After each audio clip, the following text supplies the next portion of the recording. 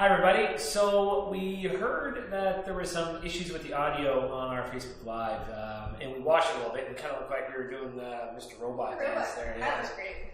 So yeah, you did. You look great. Yeah, me anyway. So okay, so we decided we'll record this one and we'll upload it. So this is a test of how many times you can see GDPR in one day.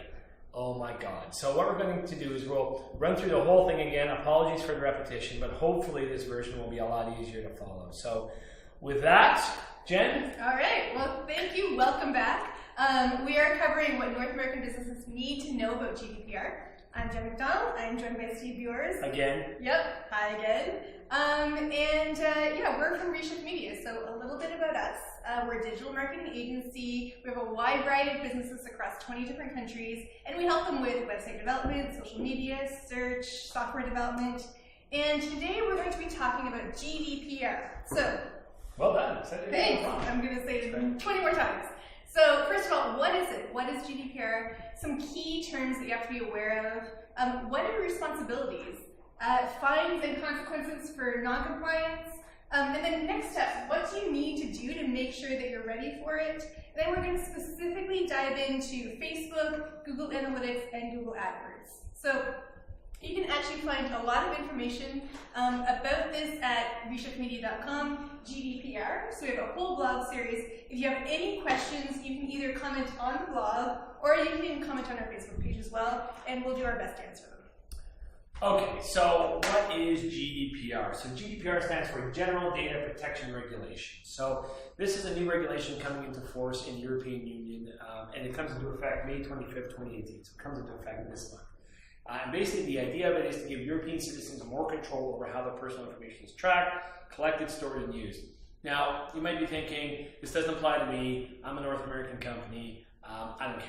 Now, that's not true though, because the way it works is, this is pertinent to European citizens. So what that means is someone over here in Europe, if they come to your website, even if you're based here in North America, they hit that website, that counts. So even North American companies, or frankly any website around the world, if a European citizen comes to your website, you absolutely are bound by the GDPR. So if you do any kind of tracking, if you use Google Analytics, if you collect email addresses, any kind of digital marketing, this almost certainly affects you.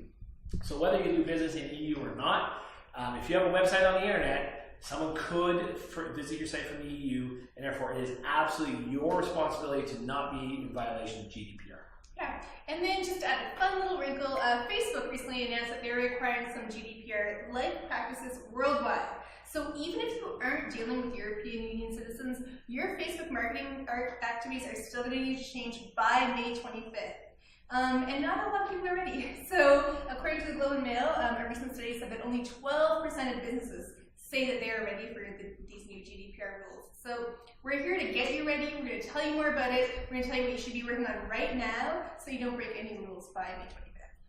So obviously we've researched this a lot. We're a digital marketing company. We're implementing GDPR compliancy for a whole bunch of our clients, but we're not legal experts. So anything we talk about here, you need to apply to your business, and you should be talking with your own legal counsel because every business is different. So what makes sense for one company might be slightly different for another. So although everything we're telling you here has been thoroughly researched and certainly is marketing best practices, that doesn't replace good advice from qualified legal professionals.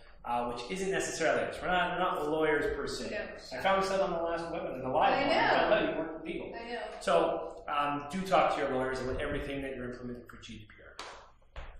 Oh, sorry, still me.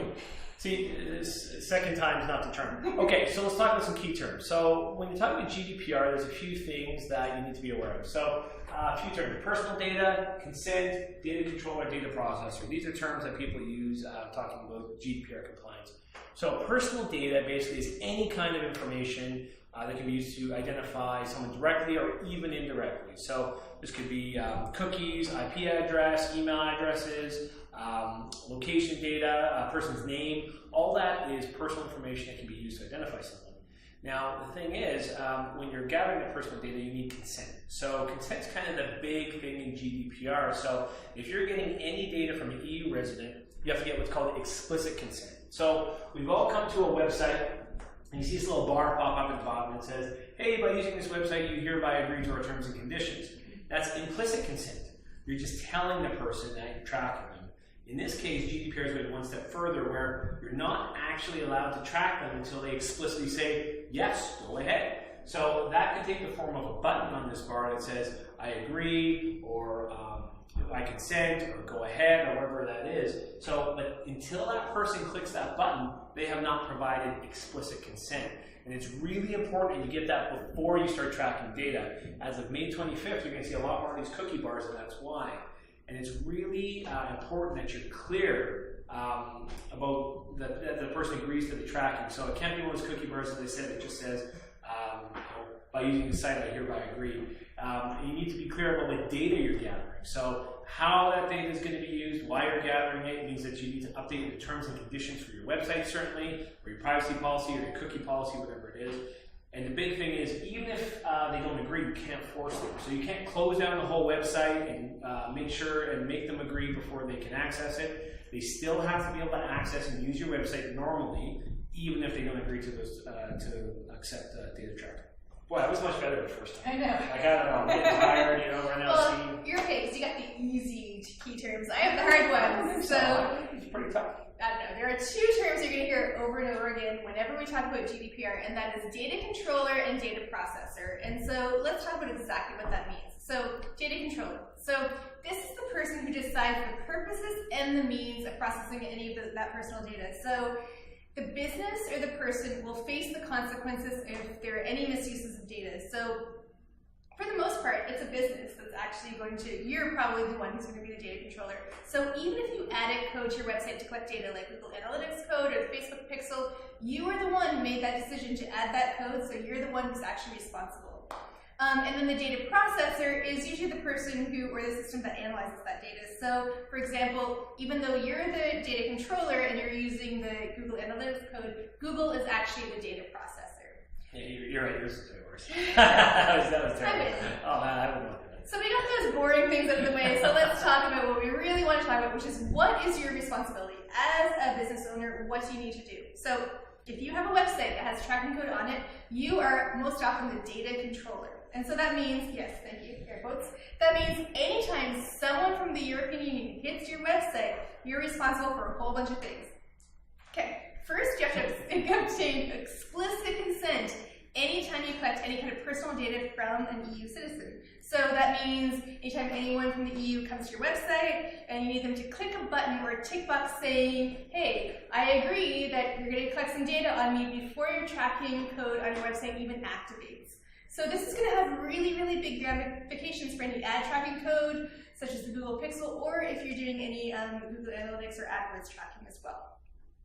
You also have to contact any EU citizens whose personal data you currently have and obtain lawful informed consent if you didn't do it when you collected that data the first time. So the other option you have is to completely remove them from your database prior to May 25th. You may have seen a lot of emails going out that says, resubscribe or I agree. This is why that's happening. You also have to keep a really detailed database of everyone who has consented to having their data collected, along with proof that they actually agreed to it. So you need to say, where you got the consent, through what medium, what date they gave it on, and so forth.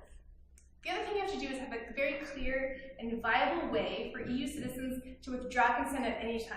So they can have all their information erased, they can change their preferences, and they can even access their data. If they ask to access data, you have to give them that data within 1 month of the request. And then you also have to provide the requested data free of charge and in a really easily accessible format. Excuse me. Just two more. So to obtain consent again, if you want to use that data in a new manner that was not consented to before, you have to get consent again. So very confusing, but let's say that you had people sign up for an email newsletter. So you got their email that way. If then you want to use that email to remarket to them, you must get consent to do so going forward. And the last thing is to properly implement security measures to protect that data and inform people if the data has been compromised, and you have to do it within 72 hours. All right, it was a lot the first time, second time. I was tired just watching it. I know, it's a lot to do, man. Okay, so in short, let's boil this down. If you have someone from the EU that visits your site, it's your responsibility to get consent in order to gather and store their personal information. You have to tell them exactly what you're tracking, why you're tracking it, and that information has to be stored in a secure fashion. Now, if you're in Canada, you should be CASL compliant, which means you probably already have a lot of these measures in place already. So for you, probably the biggest change is not just getting consent when someone fills out a form, which you should be doing already, but also before any of your tracking code fires. So you're going to need something like this where you're asking for consent before you fire a Facebook pixel or your AdWords code. Now, if you're in the US, you don't have CASL there, so it could very well be that you have a little more work to do to make sure that you're compliant with GDPR for when those European citizens come to your website. Now, what's interesting about this is although everything we're saying right now just applies to EU citizens, there have been a lot of rumblings from the Canadian and US governments that they may follow the EU's lead on this. They may look at some similar types of regulations. So just be aware of that, and we're still going to keep an eye on it to see what happens there. And we also have some additional wrinkles for Facebook, which we're going to talk about in just a minute. Yeah, so at this point you're probably thinking, wow, this sounds like a lot of work. What happens if I just don't do it? So let's talk a little bit. I was thinking that. So let's talk a little bit about fines and consequences of not complying with GDPR. So if you are still collecting personal data on EU citizens after May 25th, you could face some really, really hefty fines. So any EU person who has their information unlawfully collected has the right to compensation, and you may be subjected to administrative fines of up to 20 million euros, or for 4% of your company's worldwide annual revenue from the previous year, whichever amount is higher. I love that they went with the higher. Whichever is higher, because right? 20 million euros wasn't enough. You know, just gotta make sure. It's a lot, so you should really do something. So what should you do? Here's our first steps. So first of all, conduct an audit of your website, your email newsletter collection, your Facebook marketing activities, whatever you're doing that collects data about people. So when you're conducting an audit, things to consider. What data do you have? Where did that data come from? Who are you sharing it with? How are you storing it? And then determine what information you have that explicitly pertains to EU residents.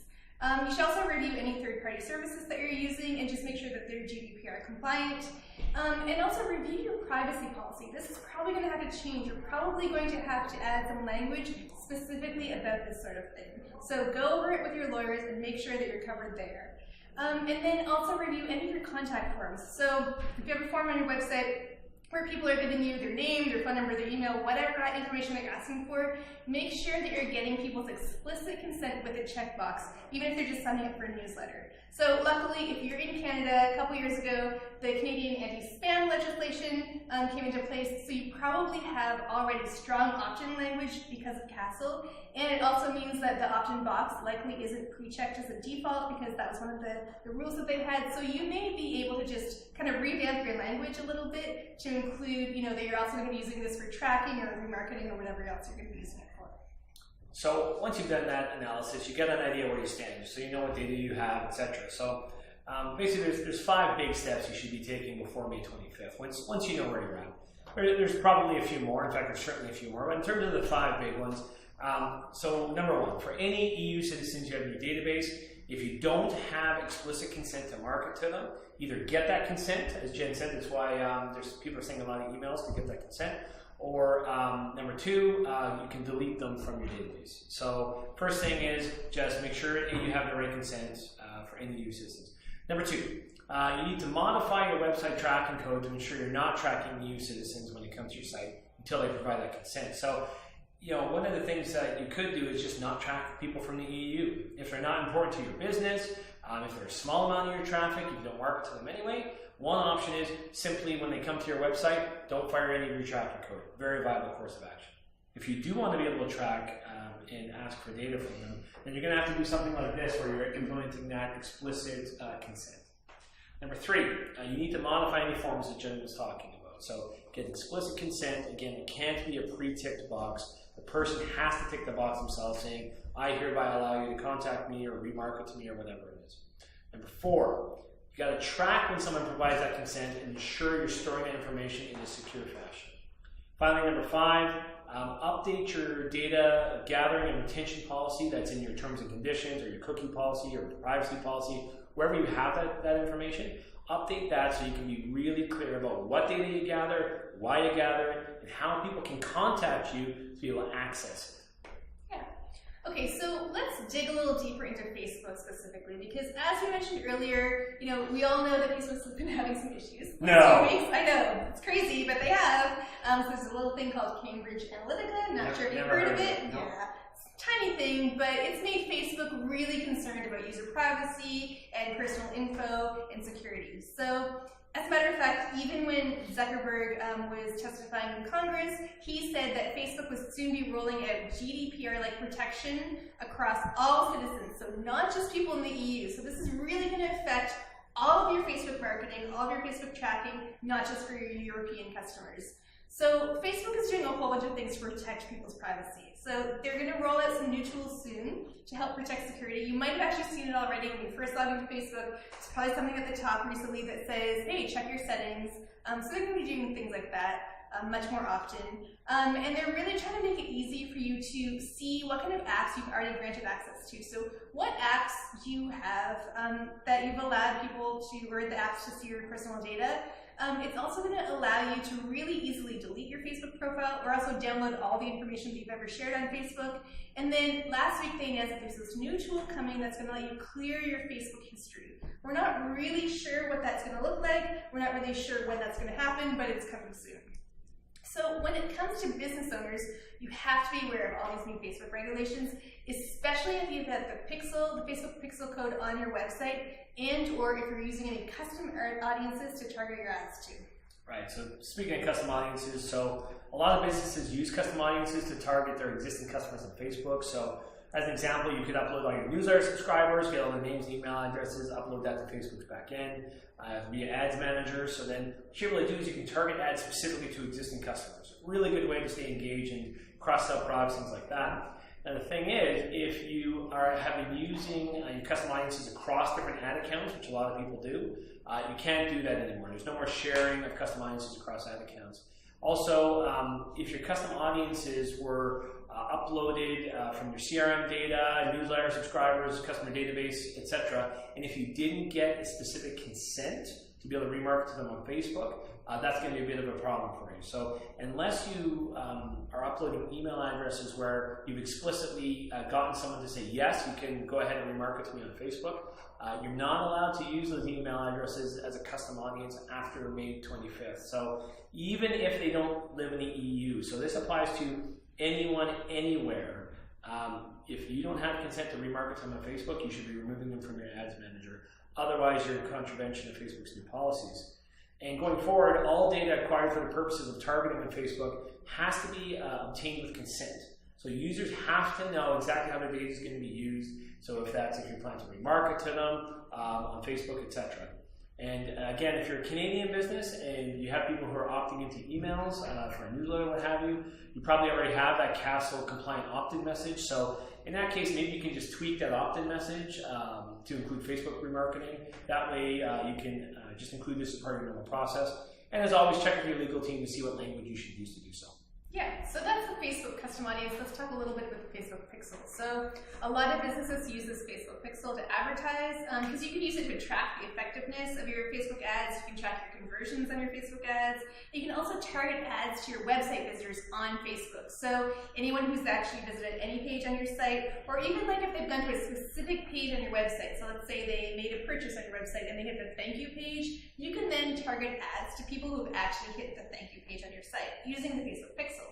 So if you have this pixel installed on your website, going forward, you're going to be required to provide clear and prominent notice on each of your web pages where the pixel is used that links to a clear explanation that informs people just what you're doing with this pixel. So when you're using it for purposes of data aggregation, remarketing, etc. So still kind of figuring out what's actually happening with this. Details are still coming out, but at this point, Facebook doesn't look like it's going to be requiring explicit consent like the GDPR, but they are requiring you to notify people only, so possibly using a button like this, a cookie bar that you would use for GDPR, not necessarily requiring an action button that says accept or got it, just to notify people that this is happening. And again, this comes into effect May 25th for all citizens, not just European Union citizens. So as far as we know right now, anyone using the Facebook Pixel, which frankly is probably all of you, or at least most of you, you'll need to update your website with a notification message using the functionalities such as a cookie bar and change the way your Facebook Pixel is currently firing. So And Facebook has also said that they're working on making some changes to help the pixel with the privacy compliancy.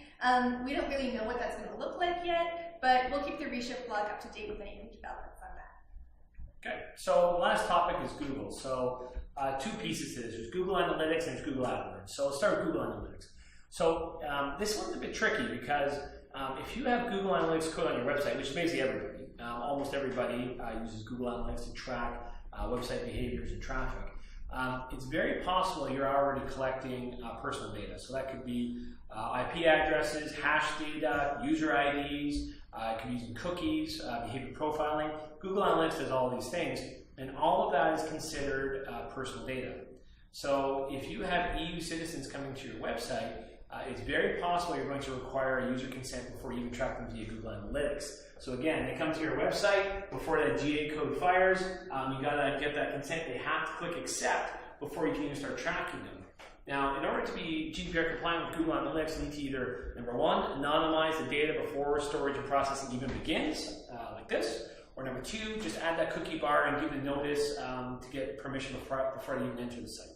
So now what's interesting is Google's actually implemented a new ability for you to configure your Google Analytics code to anonymize the visitor's ID. So what's nice about this is you don't need a new analytics account, you don't need a new analytics code. What you basically do is you pass in a special parameter within the Google Pixel that enables IP anonymization.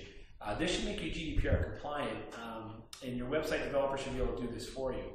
Now, as always, there's complexity to this. So there is an exception in GDPR. So the regulations allow that in cases where personal data is being used solely for web analytics purposes, you may not need to get consent. So if, in your case, again, look at your own company and how you use data, if you're collecting data and the point is only to track the performance of your website, it's possible that you don't actually need to get users' consent to do so. But if you are collecting any of the data and using it for any kind of user profiling, advertising, any kind of commercial purposes, then yes, you absolutely need to get user consent for those activities under GDPR.